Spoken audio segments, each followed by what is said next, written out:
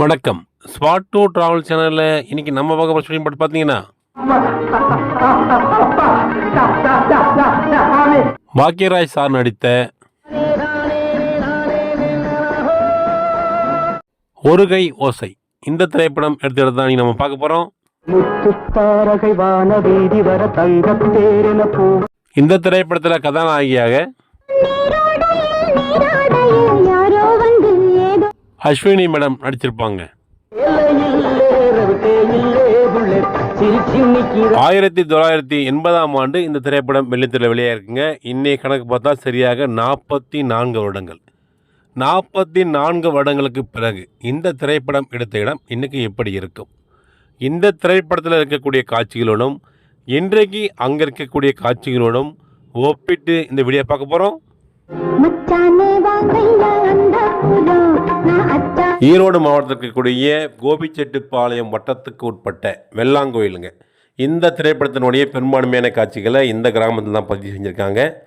இந்த ஊர் பார்த்திங்கன்னா ஈரோட்டிலேருந்து 35 கிலோமீட்டர் தொலைவிலும் கோபிச்செட்டிப்பாளையத்துலேருந்து 15 கிலோமீட்டர் தொலைவிலும் இருக்குங்க. அந்த ஊமையை என் கழுத்துல தாலி கட்ட வச்சு கூட்டிட்டு வரலாம் இல்லையா பாரு. இந்த வெள்ளாங்கோயில் கிராமத்தில் அர்த்தநாரி என்றவருக்கு சொந்தமான ஒரு தோட்டம் இருக்குங்க. அதுக்குள்ளே ஒரு 5 வீடுங்கள் இருக்குங்க, ரைஸ் மில் இருக்குது, தோட்டத்தோட்டங்கள்லாம் இருக்குங்க. இந்த இடத்துல தான் அந்த திரைப்படத்தினுடைய பெரும்பான்மை காட்சிகள் எடுத்திருக்காங்க. அர்த்தநாரி என்ற பேர் பார்த்தீங்கன்னா அந்த திரைப்படத்தோட டைட்டிலே வரும். அர்த்தநாரி பிராக்கெட்டில் மணின்னு வரும். ஏன்னா இவர் வந்து பாக்யராஜ் சாரோடைய சிறு வயது நண்பர் இருக்குங்க. இவர் வந்து திரைப்படத்துக்காக இந்த உதவி செஞ்சாராம். அவர் வந்து பாக்யராஜ் சார் மணின்னு தான் கூப்பிடுவாராம். இவரோட பேர் அர்த்தநாரின்னு சொன்னாலும் பாக்யராஜ் சார் வந்து மணின்னு தான் கூப்பிடுவாராம். ஏன்னா இந்த இடத்துக்கு நம்ம செல்லும்பொழுது ஐயா அவர்கள் கொரோனா காலத்தில் இறந்து விட்டதாக சொன்னாங்க. அவருடைய மனைவியார் இருந்தாங்க. அவங்க தான் நமக்கு இந்த எங்கள் வீடியோ எடுக்க அனுமதி கொடுத்து எந்தெந்த இடத்துல சில காட்சிகள் அவங்களுக்கு ஞாபகம் வரல. ஏன்னா கிட்டத்தட்ட வருடங்கள் பல வயது விட்டது அல்லவா. அதனால் பார்த்தீங்கன்னா அந்த 44 வருடங்கள் ஆனதால் சிலது அவங்களும் மறந்து போச்சு பொழுது ஒரு சில காட்சிகள் நமக்கு தெளிவுபடுத்தி இங்கே எடுத்தாங்கன்னு சொன்னாங்க. அந்த அடிப்படையில் நமக்கு வீடியோ எடுக்க பெரும் உதவியாக இருந்தாங்க அவங்க. நம்ம ஸ்பாட் டூ டிராவல் சேனல் சார்பாக ஐயா அர்த்தநாரி அவர்களுடைய குடும்பத்திற்கு நெஞ்சார்ந்த நன்றியை தெரிவித்துக் கொள்வாங்க.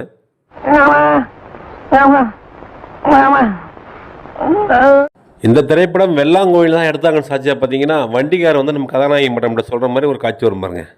படம் இருக்கிறாப்லன்னா இனிமே வெள்ளாங்கோயில் பக்கமாக தான் போகணும். இந்த படத்தினுடைய முதல் கட்ட காட்சி இந்த வெள்ளாங்கோயில் இருக்கக்கூடிய இந்த சிவன் கோயில் பார்த்தீங்களா, அந்த சிவன் கோயில் கோபத்தில் தான் அப்படியே கீழே எடுத்து வருவாங்க.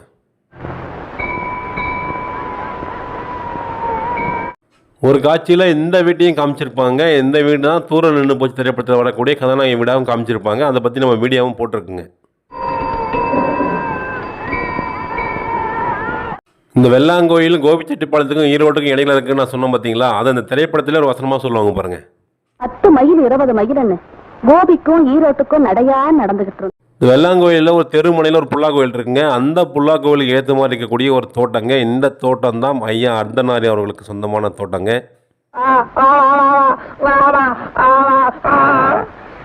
44 வருடங்களில் இங்கே பல மாற்றங்கள் ஏற்பட்டிருக்குங்க. அந்த வீடுகள்லாம் அப்படியே தான் இருக்குங்க. அந்த வீடுகளில் சில மாற்றங்கள் செஞ்சுருக்காங்க. அஸ்வினி மேடம் நடந்து வர மாதிரி ஒரு காட்சி இங்கே தாங்க எடுத்திருப்பாங்க.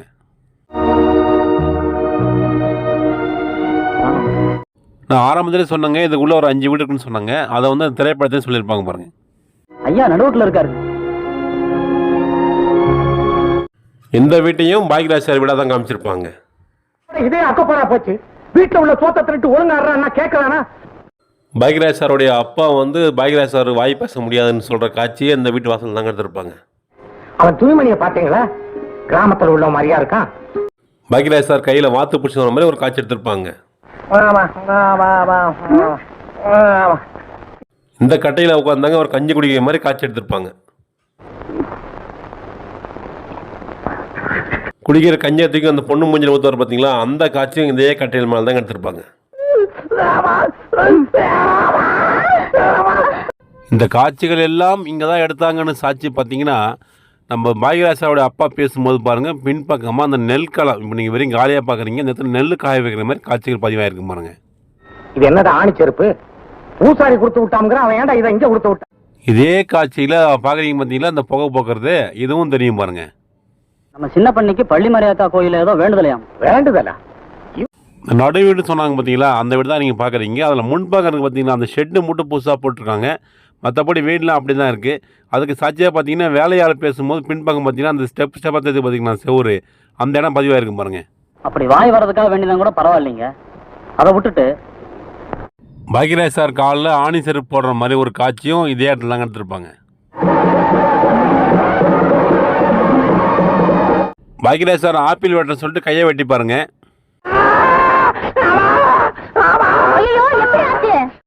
கதாநாயகி மேடம் இந்த படத்தில் டாக்டராக இருப்பாங்க. அவங்ககிட்ட கூட போய் காமிக்கிற காட்சி இவங்க தான் எடுத்திருப்பாங்க. இங்க உங்க கையை காட்டுங்க, காட்டுங்க. அந்த காட்சியில் இந்த புகை கூண்டுக்கு பக்கத்தில் இருக்கக்கூடிய இந்த ஓட்டை வீடு நல்லா தெரிஞ்சிருக்குங்க. இங்க வாங்க. போடா. பாக்யராஜ் சாருக்கு கல்யாணம் பண்ணுற மாதிரி ஒரு காட்சி வருங்க.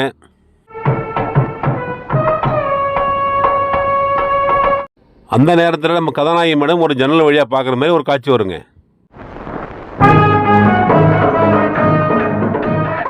அந்த ஜன்னல் இப்போ நீங்கள் பார்க்குறீங்க பார்த்தீங்களா, இதுதாங்க. மாப்பிள்ள ஆத்துல போய் குளிச்சுட்டு கோயில் போயிட்டு வந்துருவாரு. திருமண பந்தல் அமைத்த இடம் பண்ணி பாருங்க, இதில் வெட்ட வெளியாக அந்த இடம் தாங்க. இந்த இடத்துல தான் அந்த பந்தல் போட்டு திருமணம் நடக்கிற மாதிரி காட்சியில் பதிவு பண்ணியிருப்பாங்க. அது மட்டும் இல்லாமல் இந்த திரைப்படத்தினுடைய மிகப்பெரிய திருப்புமுனை ஏற்படுத்தக்கூடிய அஸ்வினி மேடமுடைய முன்னாள் காதலர் காமிப்பாங்க பார்த்தீங்களா, அந்த காட்சியும் இதே திருமண பந்தல் தாங்க எடுத்திருப்பாங்க.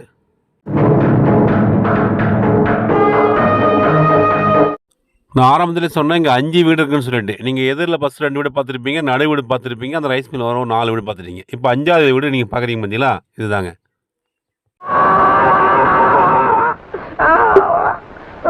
இந்த வீட்டுக்கிட்டே சில காட்சிகள் எடுக்கப்பட்டுள்ளதுங்க.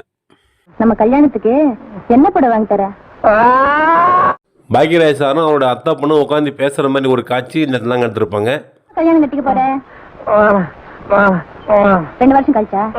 அந்த காட்சியில் அந்த ரைஸ் மில் வந்து புகை போகும் பாருங்க மேலே, தெரியும் பார்த்தீங்களா, இந்த இடம் நல்லா கவராக இருக்கும் பாருங்க. உனக்கு எத்தனை வாட்டி சொல்றது? அவனே தொட்டாச்சு நீங்க ஆட்டம். பாக்யராஜ் சாரோடைய அப்பா நடந்து வர காட்சியில் இந்த மரத்தை நல்லாவே காமிச்சிருப்பாங்க.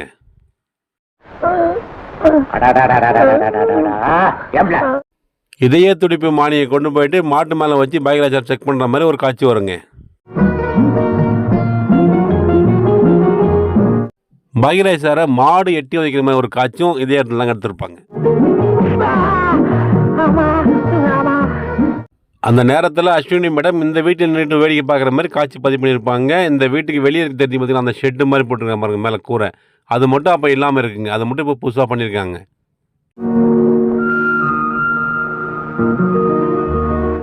இந்த வெள்ளாங்கோயில் பஸ் ஸ்டாப்பில் இருந்து சுமார் 1 கிலோமீட்டர் தொலைவில் போனீங்கன்னா பள்ளி மாரியம்மன் திருக்கோயில் ஒரு கோயில் இருக்குங்க. இந்த கோயிலுக்குள்ளே நுழையும் போதே என்ன அறியாமல் உடம்புல ஒரு சிலுக்க ஆரம்பிச்சு விட்டுதுங்க. ஏன்னா ஒரு மிகவும் சக்தி வாய்ந்த ஸ்தலமாக அந்த ஸ்தலம் இருக்கலான்னு தோணுதுங்க. ஏன்னா ஒரு வைப்ரேஷன் ஆட்டோமேட்டிக்காக நமக்கு உள்ளே போன உடனே கிடைக்குதுங்க. அந்த சக்தி வாய்ந்த இந்த பள்ளி மாரியம்மன் கோயிலையும் இந்த திரைப்படத்தினுடைய சில காட்சிகள் எடுத்திருக்காங்க.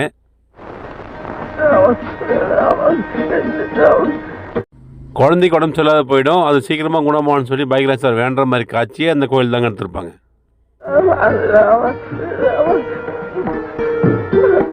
பாக்யராஜ் சார் வேண்டக்கூடிய காட்சியில் அது தெரிஞ்சு பார்த்தீங்களா, எதிரில் அந்த தூண், இந்த ஊஞ்சல் தூண் மண்டபம்னு சொல்லுவாங்க, அதை தெரிஞ்சு பார்த்தீங்களா, இந்த காட்சி நல்லா கவராக இருக்கும் பாருங்களேன்.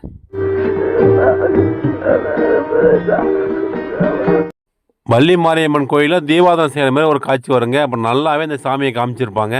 44 வருடங்கள் ஆனாலும் அப்படியே இருக்குது பாருங்கள். இந்த இது எவ்வித மாற்றமும் இல்லை, அப்படியே இருக்கும்போது வியப்புக்குரிய விஷயமா தெரியுதுங்க.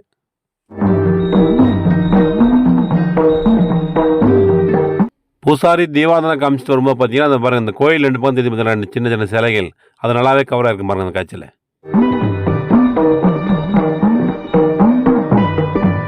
பாக்யராஜ் சார்கிட்ட தீபாவளி காமிக்கிற காட்சியில் இந்த குதிரை சிலை பார்க்குறீங்க பார்த்தீங்களா, அது நல்லா கவராக இருக்குங்க. குதிரையோடைய கலர் மட்டும் தாங்க மாறி இருக்குது, மற்றபடி எல்லாமே அப்படி தாங்க இருக்குது.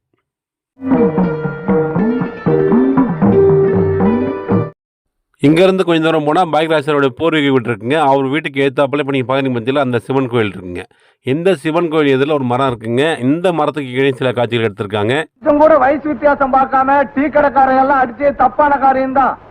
3 பேரை பாக்யராஜ் சார் அடிச்சிட்டான்னு சொல்லிட்டு ஒரு பஞ்சாயத்து வைக்கிற மாதிரி ஒரு காட்சி அந்த மரத்துக்கு தாங்க எடுத்திருப்பாங்க. இவங்க வம்பு நும்புக்கு போகாம சின்ன பண்ண இவங்களை அடிச்சிருப்பாரா? வாசல்தாயா 3 பேர் காலையும் வந்து மன்னிப்பு சொல்ற மாதிரி ஒரு காட்சி வருங்க. அடிச்சது தப்புன்னு அவங்க 3 பேருக்கு காலில் விழுந்து மன்னிப்பு கேள்றா, எழுந்துடுறா. பாக்யராஜ் சார் முடியாதுன்னு சொல்ற மாதிரி ஒரு காட்சியும் இந்த மரத்தில் தாங்க எடுத்திருப்பாங்க. கட்டுப்பட்டு போறேன் முறை என்ன சொல்றீங்க? ஆமா ஆமா ஆமா. பாக்யராஜ் சாரை 1 வாரம் ஊரை விட்டு தள்ளி வைக்கிற மாதிரி பஞ்சாயத்தில் தீர்ப்பு சொல்லுவாங்க. இதுல இருந்து 7 நாளைக்கு அவன் அந்த ஊருக்குள்ள நுழையக்கூடாது. நம்ம ஊர் ஜனங்க யார் இந்த காட்சிகள் எல்லாமே இங்கே தான் எடுத்தாங்கன்னு சாட்சி பார்த்தீங்கன்னா, நம்ம பாக்யராஜ் அப்பா பேசும்போது பாருங்கள், பின்பக்கம் அந்த சிவன் கோவிலோட ஆட்சி நல்லாவே தெரிஞ்சிருக்கு பாருங்க.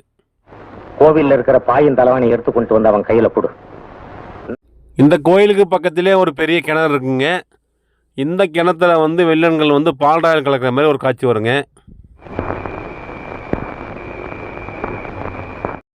அந்த நேரத்தில் சங்கிலி முருகன் சார் வந்து சண்டை போட்டு தடுக்கிற மாதிரி காட்சிகள் பதிவு பண்ணியிருப்பாங்க. சங்கிலி முருகன் சார் சண்டை போடக்கூடிய காட்சியில் அந்த கிணத்துக்கு மேலே இருக்கக்கூடிய 4 தூண்கள் நல்லாவே காமிச்சிருப்பாங்க. 44 வருடங்களை கடந்தாலும் அந்த தூண்கள் இன்னும் அப்படியே இருக்குங்க. அந்த தூண்களுக்கு நடுவே போது பார்த்தீங்கன்னா இரும்பு தண்டவாளம். அது பாருங்கள் 44 வருடங்களாக அப்படியே இருக்குங்க. அந்த திரைப்பட காட்சியில் அந்த இரும்பு தண்டவாளமும் கவர் ஆகிருக்கும் பாருங்க.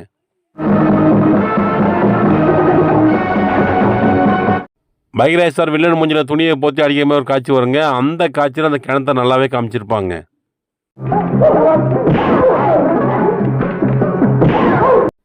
படம் முழுக்க பாக்யராஜ் சாருக்கு பேச்சு வர்றாங்க, ஊமையாக நடிச்சிருப்பாங்க. ஒரு நாள் ஆற்றுல வந்து அந்த வெள்ளத்தில் நீந்தி போகிற மாதிரி ஒரு காட்சி எடுத்திருப்பாங்க.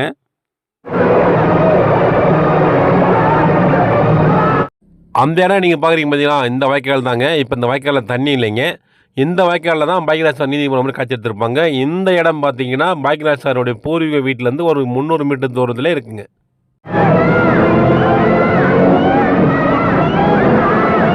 இந்த தண்ணியில் அடிச்சு போகும்போது பாக்யராஜ் சாருக்கு பேச்சு வர மாதிரி காட்சி எடுத்திருப்பாங்க.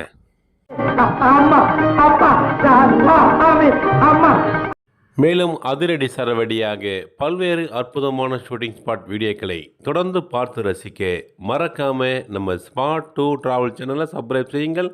நன்றி, வணக்கம்.